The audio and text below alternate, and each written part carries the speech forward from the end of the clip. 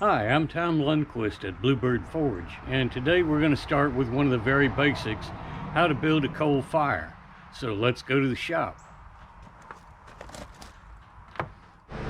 Begin by making sure that the fire pot is clean and clear inside.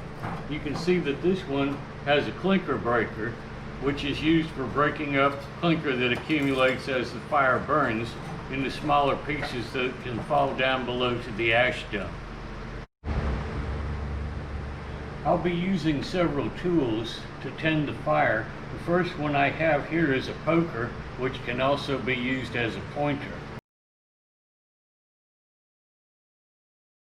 The next one is called a rake.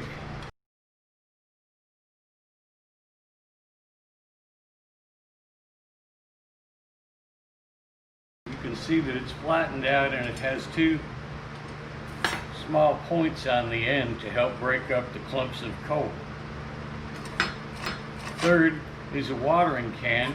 This is just a vegetable can with a handle on it, and it has several small holes pierced right here so that the water can be let out at a slow trickle or controlled as I want to. And the last is just a standard coal shovel.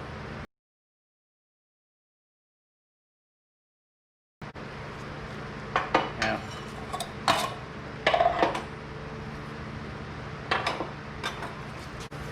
living in East Texas, I use pine straw for tinder.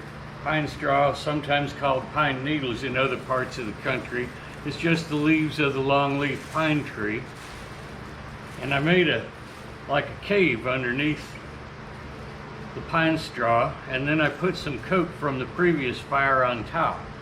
Now, if you don't have coke, if you're just starting out, you can use green coal. It looks like this. Just put some green coal on top of there, and you put it on all sides of where the fire is going to be, and then I'm going to light it from underneath. I'll then put a little bit more coal in front of the fire just so that it can start burning on all sides. But I need to make sure that I leave some room for the air to circulate. As I turn the crank on the blower, air blows in and causes the fire to burn hotter. As the kindling begins to catch the coal on fire, I'm going to be dragging some more fuel towards the middle of the fire with my rake and my shovel.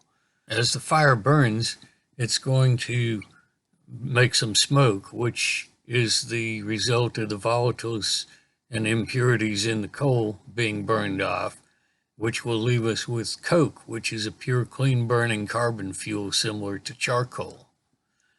Once the fire is burning pretty well, I can add some water to it with my watering can.